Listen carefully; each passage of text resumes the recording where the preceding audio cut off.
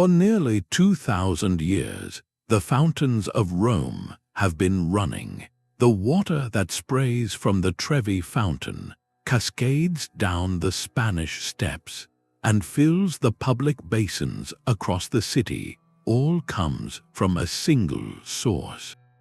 That source is the Aqua Virgo aqueduct, built in 19 BC. This is not a restored or rebuilt system. The original underground channel, carved by Roman engineers, still carries water by gravity from a spring 8 miles outside the city. It flows through tunnels that survived because they stayed beneath the surface while empires rose and fell above. No pumps, no modern concrete, no high-tech filtration, just stone, gradient, and the unrepeating logic of water seeking its own level. For 2,000 years, this single channel has never stopped flowing. The same gradient that guided water 2 millennia ago still delivers it today without a single pump. This is not an isolated curiosity. Across the world, dozens of ancient water systems continue to function long after the civilizations that built them have disappeared. They irrigate fields, supply drinking water, control floods, and drain cities, often with no maintenance beyond what local communities provide by simple habit. These systems were integrated into local geography and sustained by continuous use. Built into the natural landscape, they required no energy other than gravity. Their endurance challenges our assumption that old means obsolete. Understanding how they work and why they lasted reveals engineering principles we have largely forgotten, principles that may matter more now than ever. Aqua Virgo is one such survivor, but it is far from the only one. It is one of at least 20 ancient systems still in use, from the high deserts of Persia to the terraced slopes of Peru. Each reveals a different solution to the challenge of moving water across difficult terrain. What common design principles allowed these structures to outlast their builders? That iconic aqueduct leads us to an even older network, the Qanats of Persia, which transformed deserts into farmland. Qanats of Persia are subterranean channels that tap groundwater high in the foothills and carry it by gravity across kilometers of arid land. The design is elegantly simple, a gently sloping tunnel dug from an alluvial fan until it reaches the water table. Vertical shafts provide access, maintenance, and ventilation. No pumps, no machinery, only gravity. Some qanats are over 3,000 years old and still supply water to villages in Iran, Afghanistan, and Oman. In central Iran, the city of Yazd relies on a network totaling hundreds of kilometers underground. The water emerges cool and clean. Builders excavated these tunnels by hand, maintaining a consistent gradient over dozens of kilometers using simple tools. The same gravity principle drives water from high aquifer to low desert plain. Qanats require no energy, no imported materials, and do not deplete groundwater faster than natural recharge. They have sustained communities in arid regions for millennia. These are not relics but living systems that have outlasted empires, transforming barren landscapes into productive farmland, among the most sustainable water systems ever built. On Crete, the Minoan palaces of Knossos and Phaistos used tapered terracotta pipes for water supply and drainage. The narrower end of each section fit tightly into the next, creating a sealed, pressurized system. Some sections had flanges to reduce leaks. The tapered design created a seal strong enough to maintain pressure over long distances within the palace complex. When archaeologists excavated the palaces in the early 20th century, they found parts of the drainage network still carrying rainwater after clearing centuries of accumulated debris. The pipes had functioned for nearly 4,000 years. At Knossos, excavators also discovered flush toilets, channels that could be flooded to carry away waste. a feature that would not become common in Europe for another 2,000 years. The Minoans understood the venturi effect, narrowing sections to increase flow velocity, a principle modern plumbers still use. From the elegance of Minoan plumbing, we move east to a tunnel carved in desperation. In the late 8th century BC, as the Assyrian army prepared to besiege Jerusalem, King Hezekiah ordered a secret conduit to guarantee the city's water supply.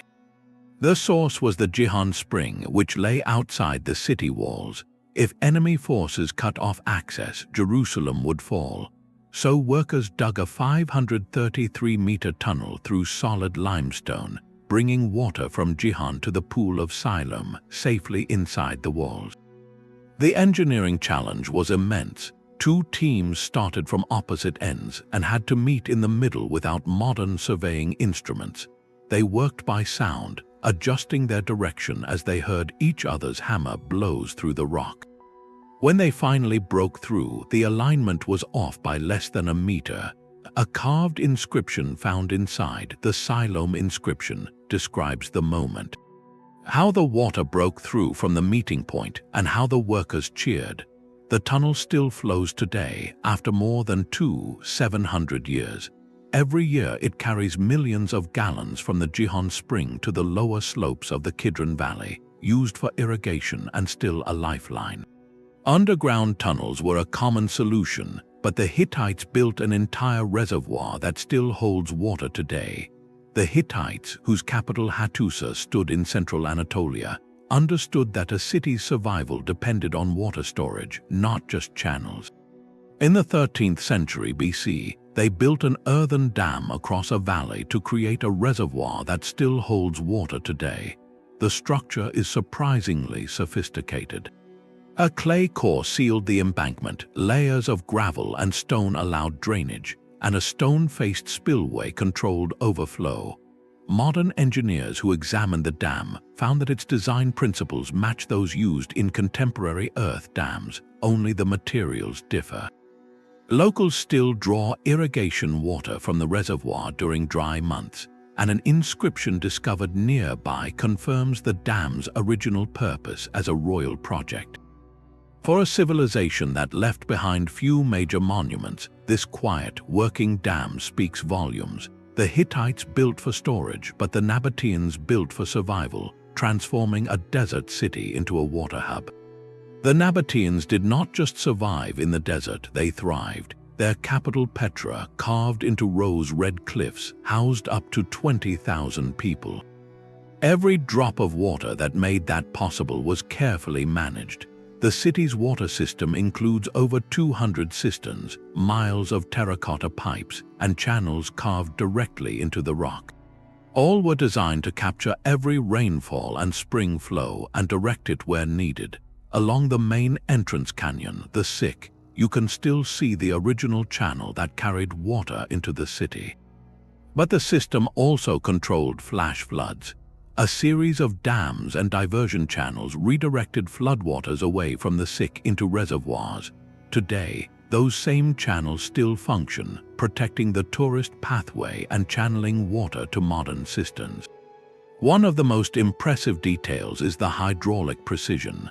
The channels were carefully graded so that water flowed at the right speed, fast enough to avoid stagnation, slow enough to prevent erosion.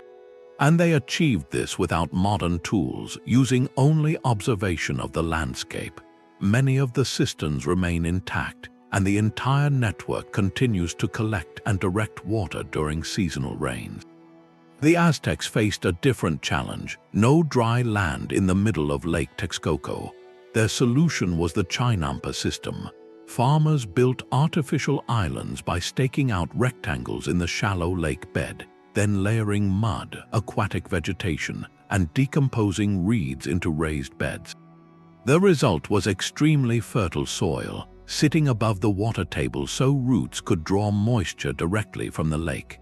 The canals between Chinampas provided irrigation, drainage, and transport by canoe. This system was self-fertilizing because water plants and fish in the canals continuously nourished the beds, reducing the need for manure. and because the island structures were flexible, they absorbed earthquakes and resisted flooding better than solid ground. After the Spanish drained most of Lake Texcoco, one area survived, Xochimilco. Today, over 180 kilometers of active canals remain. Farmers there still use techniques nearly identical to those from 500 years ago. These are not museum relics. They are working fields that yield crops every season. In Gujarat, India, an 11th century stepwell called Rani Ki Vav is an inverted temple descending 7 levels with thousands of steps and over 500 sculptures. The entire structure is a hydraulic machine. Channels above funnel rainwater into the shaft, which reaches the groundwater table and provides year-round access. The stepped sides increase surface area for seepage, and the intricate carvings reduce evaporation by shading the water. Over centuries, the stepwell silted up and was buried under river sediment. In the 1980s, the Archaeological Survey of India excavated and restored it. Today, it holds water again as a functional reservoir that recharges the local aquifer. Rani Ki Vav is a UNESCO World Heritage Site, proof that beauty and utility were never separate concerns in ancient engineering. From western India, we move east to Sichuan, where the Min River has been irrigating farmland for over 200 years without a dam. The river was once a seasonal terror, raging during monsoon and barely a trickle the rest of the year. In the 3rd century BC, Qin governor Lai Bing proposed a solution that worked with the river's own force. His team built a long levee shaped like a fish mouth, splitting the river into an inner channel for irrigation and an outer channel for flood release. The real genius lies downstream. The inner channel narrows through a bottleneck carved into rock called the precious bottle mouth. This constriction speeds the water, scouring sediment away and preventing blockages, while a weir automatically spills excess floodwater back into the outer channel. No moving parts, no concrete, no dam. The system requires annual maintenance. Each year, workers remove gravel from the inner channel using a traditional heap stone method, stacking stones by hand to direct water during the dry season. This ritual has been repeated for over 2,000 years, and the system still irrigates more than 5,000 square kilometers of fertile land today. It is a UNESCO World Heritage Site, not just for its age, but because its design outperforms many modern dams in sustainability. Lai Bing's philosophy was simple. Instead of fighting the river's power, use its own energy to regulate itself. From China, we travel to Southeast Asia, into the heart of the Khmer Empire.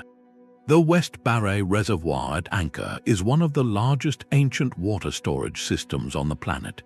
Built in the 11th century, its dimensions are staggering. 8 kilometers long, 2 kilometers wide, the earthen dikes, faced with laterite blocks, enclose roughly 50 million cubic meters of water, enough to fill 20,000 Olympic swimming pools. But size alone isn't the story. The West Baray was part of a vast hydraulic network that allowed Angkor to become a densely populated urban center. The reservoir collected monsoon rains and stored them through the dry season, feeding a system of canals that irrigated rice fields and supplied the city. Today, the West Baray still holds water. Farmers use it for irrigation during drought spells, and local fishermen work its surface. The reservoir also acts as a natural flood control system, absorbing excess runoff that would otherwise damage crops. Its continued function highlights a debate among scholars. Some argue that the eventual failure of this water management system contributed to Angkor's decline. But the fact that the West Baray still performs its core job after 1,000 years is a testament to the soundness of its basic design. The Khmer engineers understood that storing water requires more than building big walls. It requires understanding the landscape, the rainfall patterns, and the slow but constant process of sedimentation and erosion. From the vast reservoirs of Angkor, we cross the Pacific to the Andes, where the Inca developed equally sophisticated water systems on a different kind of landscape.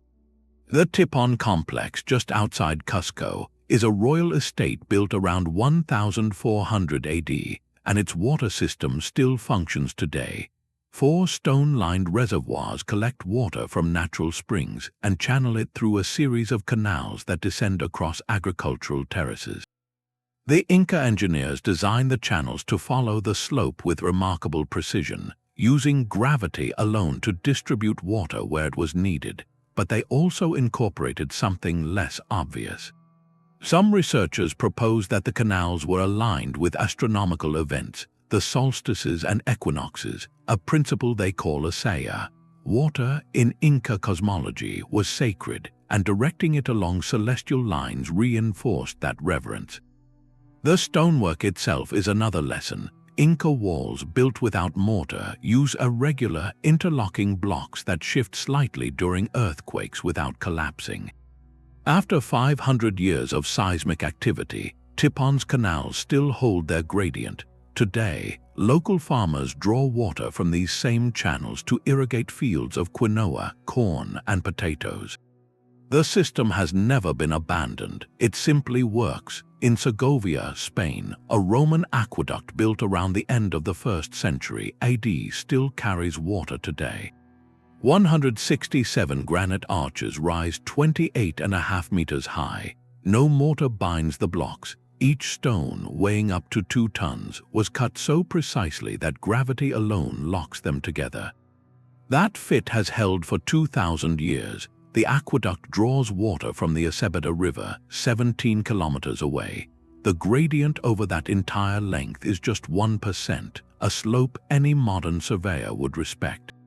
The Romans achieved it with sighting tools and basic geometry, carving channels straight through hillsides and raising arches over valleys. What kept it working? Continuous maintenance. Every generation understood this was a machine, not a monument. They cleaned the channel, repaired cracks, replaced stones. The arches were built with a slight inward lean, which resists lateral forces better than a vertical stack. The combination of that design and the arch's inherent strength has kept the structure standing for nearly 2 millennia. For most of that time, water flowed into Segovia's fountains and homes. The system still runs today, feeding gardens in the lower city. Walk along its base and you can hear the faint trickle above, a sound that has accompanied the city through Roman rule, medieval sieges, and modern highways. Segovia's aqueduct towers above ground. Rome's most enduring aqueduct is nearly invisible. The Aqua Virgo was completed in 19 BC by Agrippa, the general who built Rome's first public bath complex. Its purpose was to supply those baths and several new fountains with clean water from springs 8 miles east of the city. What set it apart was its route. While other aqueducts entered Rome on grand arches, the Aqua Virgo ran almost entirely underground, following the natural contours of the land. The route avoided hills and protected the water from contamination.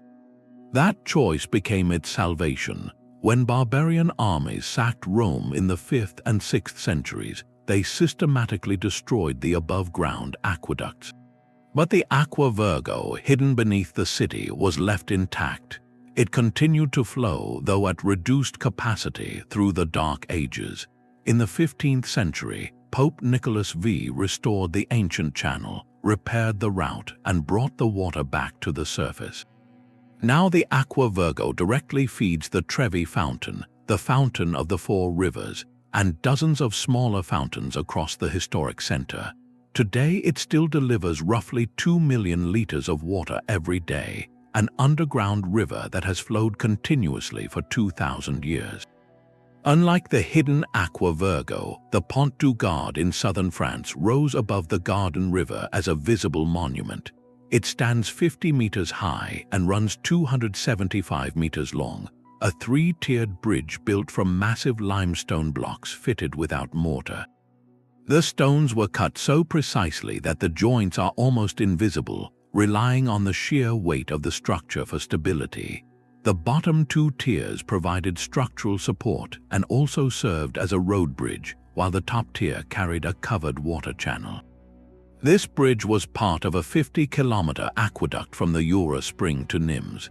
The entire route slopes at an average gradient of just 0.04%, achieved with ancient leveling instruments like the chorobates, a long wooden level, and extraordinary patience. After the fall of Rome, the aqueduct fell into disrepair, but the Pont du Gard remained standing, used as a road bridge. In the 18th century, engineers restored the channel, clearing debris and repairing leaks, bringing water back to the top tier. Today, water still flows through that channel, supplying fountains and irrigation in the region, just as it did for Roman Nims. The structure's durability comes from its flexible design. The stone blocks, fitted without mortar, can shift during earthquakes or ground movement without collapsing. Over 2,000 years, that simple engineering choice has kept the Pont du Gard intact, a monument to building with nature while channeling enough water to sustain a city. That same principle, working with gravity and local materials, appears in other Roman aqueducts that still carry water today. 2,000 years later, the lesson of the Pont du Gard was not lost on the people of Tarragona.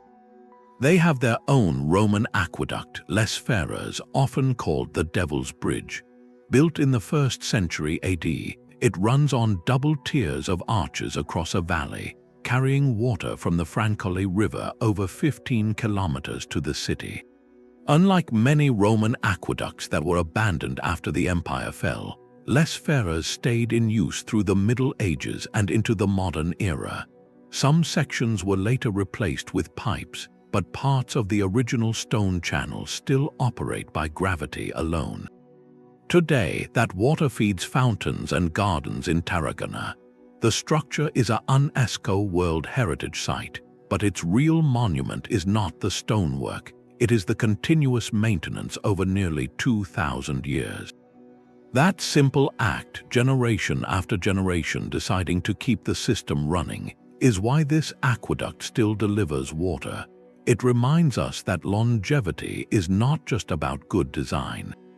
It is about a community choosing to preserve what works. Beneath Istanbul, a 6th century cistern still manages water.